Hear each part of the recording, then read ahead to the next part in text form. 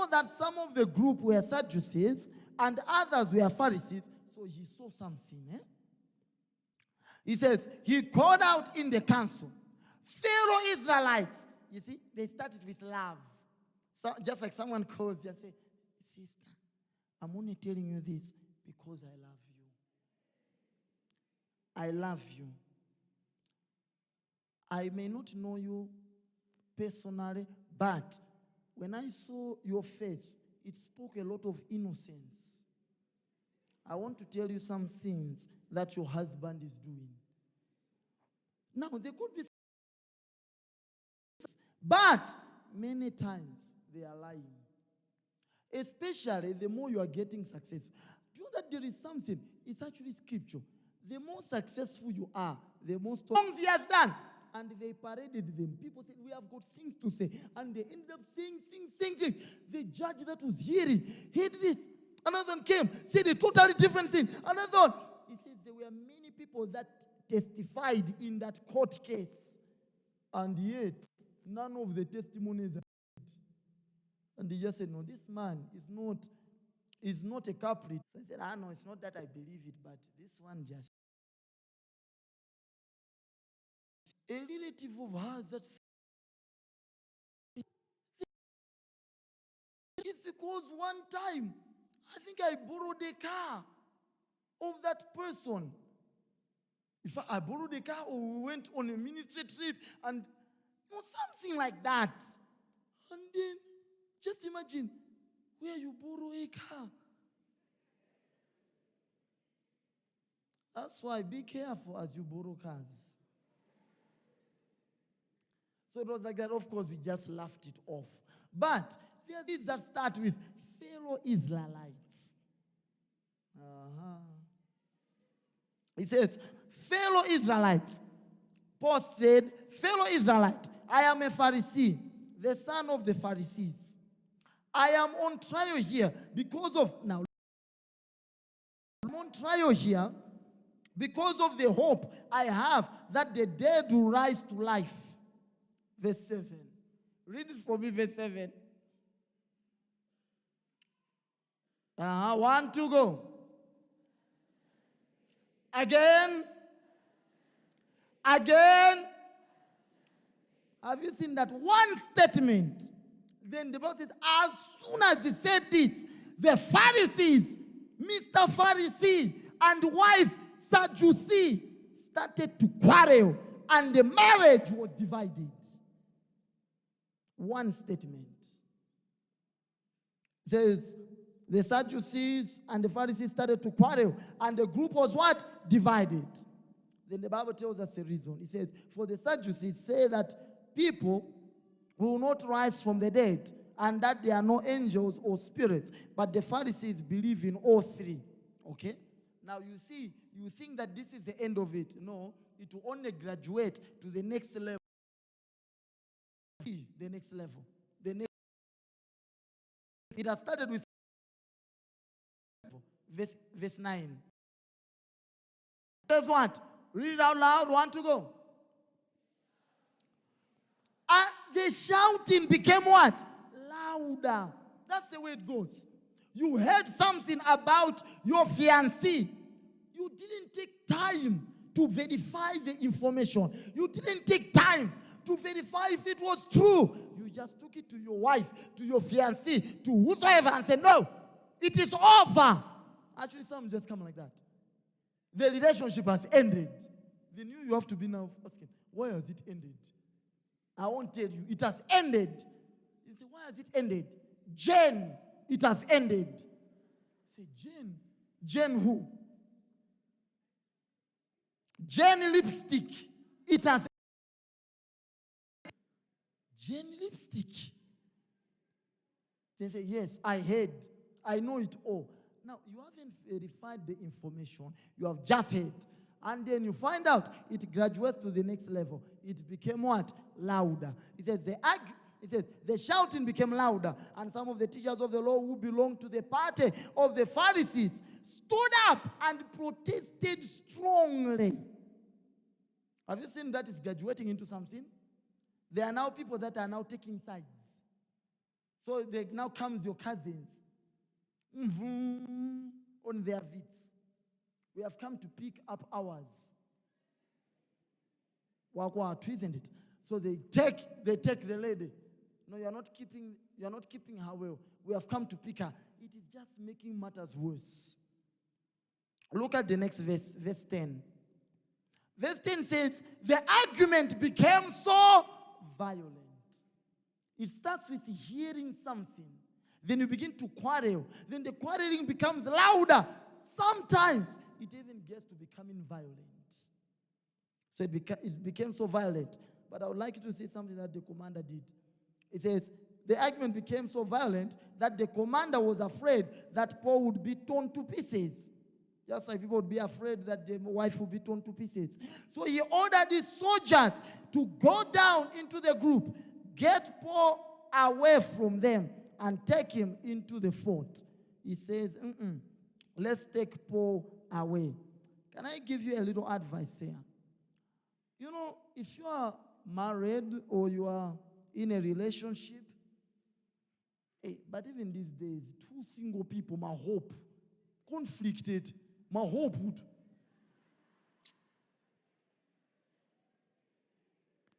People end their relationships before it starts.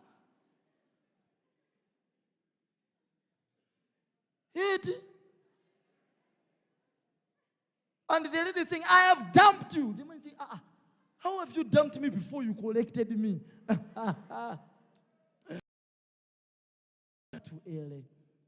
But this is what I'm telling you. If you're in a relationship or you are married, you must know a time when to adjourn the court case till another favorable time.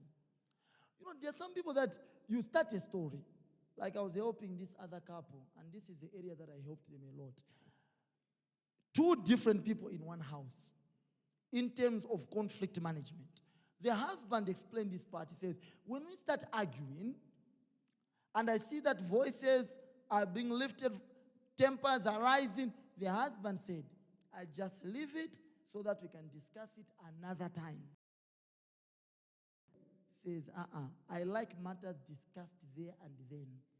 So the lady could now follow the man. The man goes there until it came to a man. The lady would attempt to break the door. We must discuss. The story must say, you know what, you must know where this story is going. Let us adjourn the court case. Are you listening? So you adjourn it. You give each other a breather. You give each other space. Everyone goes their way. Come back and you start at another level. Some people don't know this.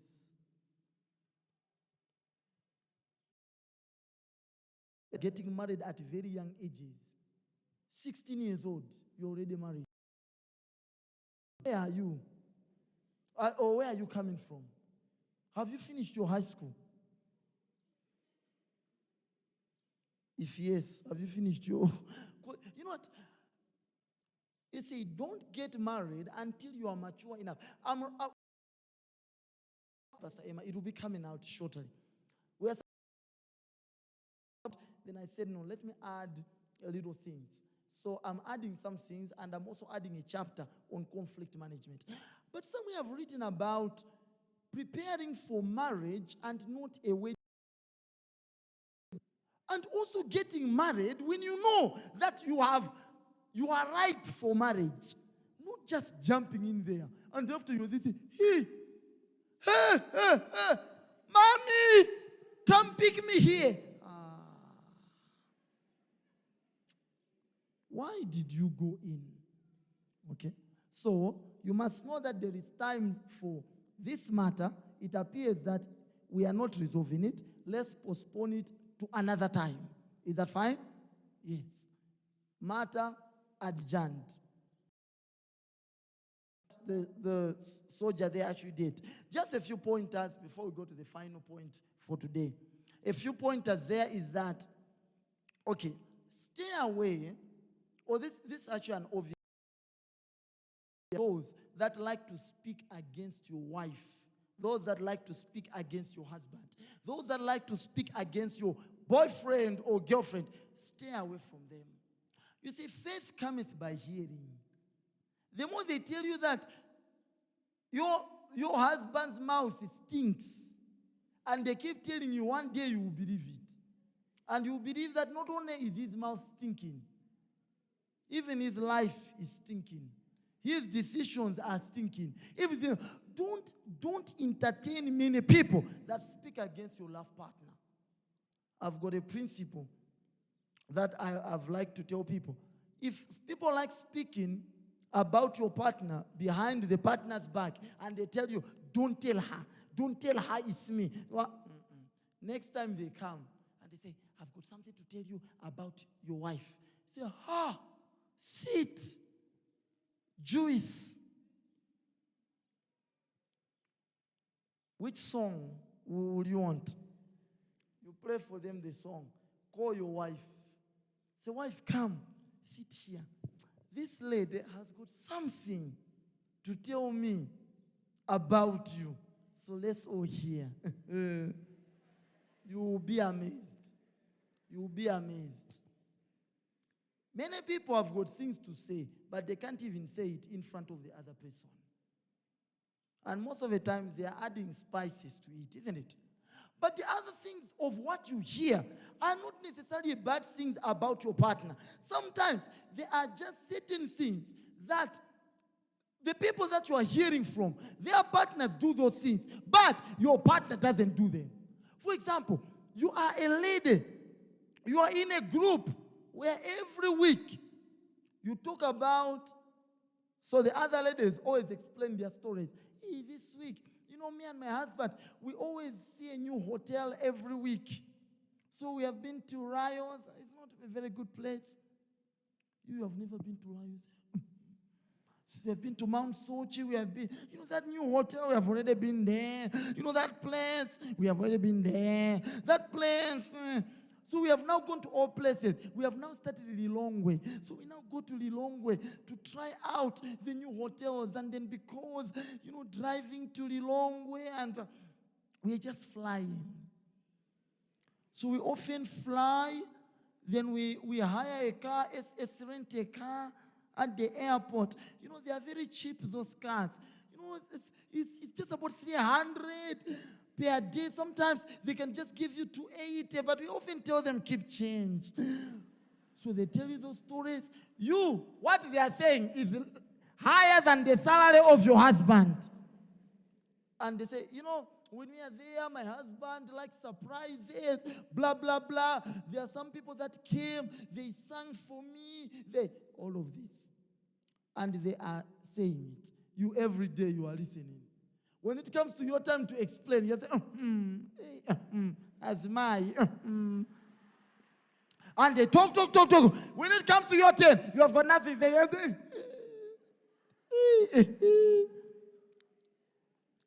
Over time, that will start affecting you.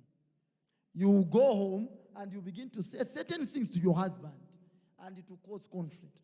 Do you know that even here in RFP, we are many in RFP here.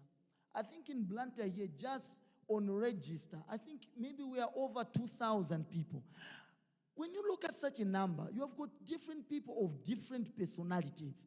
Not everyone qualifies to be your closest friend.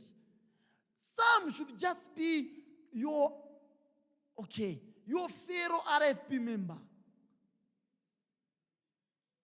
And I was thinking of it, Malawian, fellow RFPian, whatever. But people that you meet at church, you greet, and then you leave each other. Because we are not at the same stage of life. We are not. If you make everyone your friend, and you are at different stages of life, and in these ones I've got these stories, they're not even being proud. No, they're actually hiding so many things. By and by, you want to start to live a life that you cannot afford. Are you listening? So check the groups very well. And then, the other one would be social media. I have told you countless times about social media. What people put on social media is often not their life. You can be deceived by what they are putting on social media. And even today, there are many applications. You know that there are many applications that have come out that you can use the app to take yourself and put yourself at any place that you want. For example, Victoria Falls. You can put yourself even in the water. You can put yourself in the wife, put her next to you. You can take your 2 kids and they are swimming there. One is 2 years old, the other one is a baby. They are swimming on their own there. You can do all of that just on a computer. And that's what sometimes people are posting on social media. You are seeing, say, us, never, we are just, that is going to disturb you unnecessarily. You see, brothers and sisters, life is too short. Minimize life. Some of this is unnecessary pressure. And you know that pretending, you can't pretend for too long before people finally find you. You can't live a life that is above you for too long. Before time, it will catch up with you. You will start borrowing from this one to pay this one. You borrow from this one to repay this one and this one. Then, you are working at an organization that sells some products. People come to pay for the products. You borrow the money before you put it at the bank. Then you do this, then you do that. Then it's caterpillar here, caterpillar there. Money sharks, isn't it? You find yourself by the end of the day, you have just made your life miserable. And then you begin to lie. And sometimes even worse, you begin to lie with those that are your fellow cell members, your zone members. Even your prayer petitions now become lies. I know what I'm talking about. A prayer petition, that was a lie. Just imagine. A prayer petition. Let's hold our hands and talk to God. Actually, let's put it this way. Let's hold our hands and lie to God. Man takabaya. Lekeraba. A lie. Why? People wanted to live a life that is above their standard. Don't do that. Are you there? But another one on the things that you hear, they're the things that you expose to your mind. You know, I like to advise couples that they must listen to similar things, they must read similar things and live such a life. If someone is reading complex things, the other one is always reading books of Isaac Newton, you know, books like that. Isaac Newton.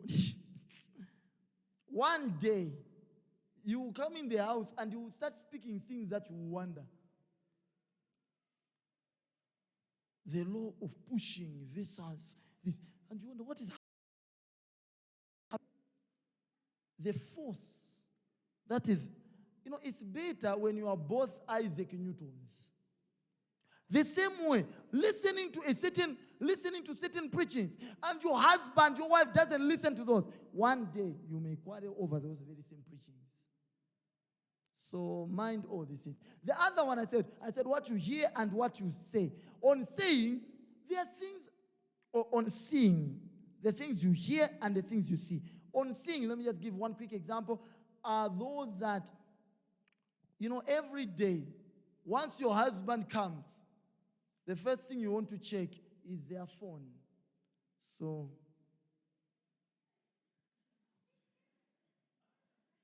WhatsApp, and you start going through the conversations. You know what? Whatever you see, your mind must give an interpretation to that thing. Based on your interpretation, you have to react or act in a particular way.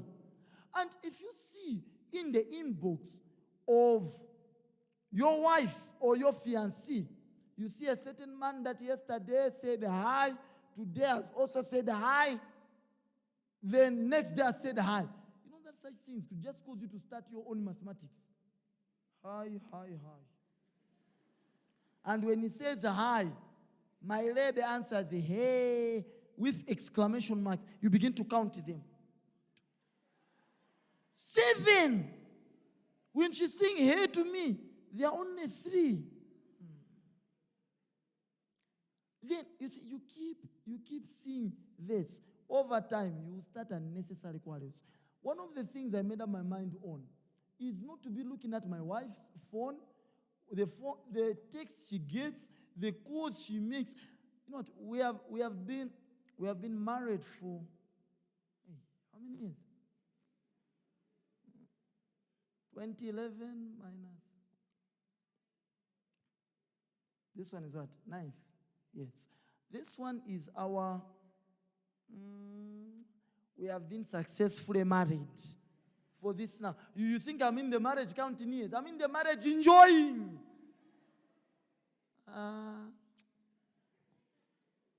Some of you haven't even clocked.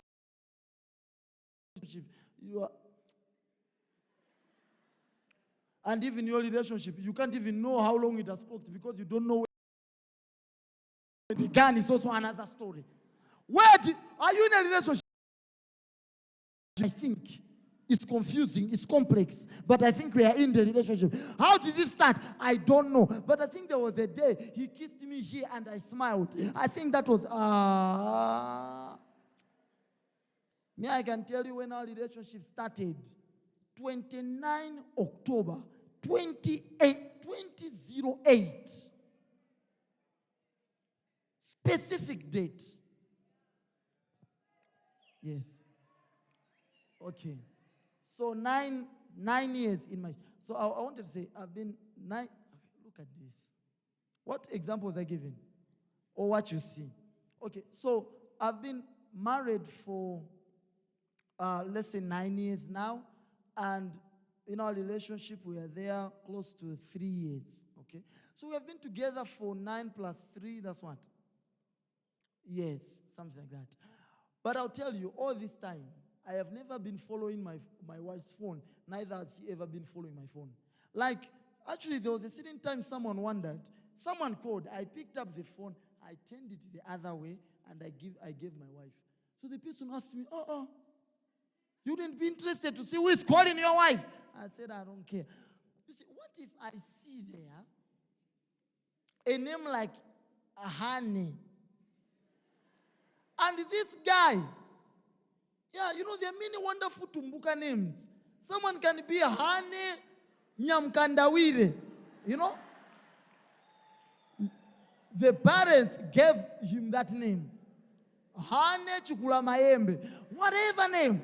And you are seeing there Hane. What do you think it will do to you? As she's speaking somewhere, suddenly you'll be. Then she's talking and saying, okay, yes, you know, come to my office tomorrow. And then she's saying, okay, I'll be busy during the day, but once I knock off. So when she knocks off, you see, it just makes life complex for you. So I made up my mind, I don't read, I don't listen to her phone calls, neither does she do with mine. And we are faithful to each other. You see, faithfulness is a condition of the heart. You can be reading someone's text, and that person comes to a level where they know you read them. Because they will know. So if there's anything hidden, it won't go in that phone.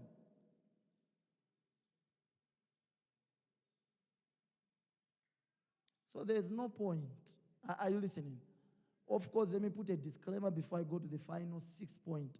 The disclaimer is, you couples, don't also do certain things that if your partner is to hear or see, she has to go under 3 days fasting and prayer to convince herself that what she saw, it is not what it looks to be. Wait, it can't be. Where she's trying to convince herself. Because what she has seen is something very strange. Are you listening? Be responsible in marriage, in your relationship. Do the things that are reasonable to do. Things that you're not hiding anything. Not things where we find you at night, you are behind this Dawn auditorium at night, somewhere at the corner, at a dark place, and your wife finds you. Then suddenly, you say, hey, kneel down. Out in Jesus' name. Then you say, yes. I was praying for her. And your wife is asking, so what were you casting out? This is a very committed member and all of this and all this. Say, no. I was casting out darkness. And tell your neighbor, no. Final point, and then I begin to answer the questions. Are you there? This one, listen very well. So stand up on your feet and then sit down. Stand and then sit. Stand and remain standing. No, stand. Not bend. Stand. The two are different. Okay, stand and then sit. Okay. You know, there are some people that miss everything. Stand. No, stand. Okay, the final point is lack of good conflict management skills. Lack of good conflict management skills. Very, very important. Lack of good conflict management skills. Let me run through it. You see, there are many relationships that have ever broken up, or there are so many marriages that have separated or divorced. And it's because a certain conflict came up. And the people saw the conflict as a sign of it can't work. We are not compatible. We are different. We are parallel. And all of this. Many times what is lacking is what we call healthy conflict resolution management. You are just lacking the skills to handle this conflict in what we call a healthy way. There is such a thing as a healthy conflict resolution, and therefore by extension there is such a thing as not healthy. Are you there? For example, things like one has done something wrong and the other one responds by anger. So you are just angry. Like handling their wives by anger. You do this. You do this. I will leave you. You do this. I am the head.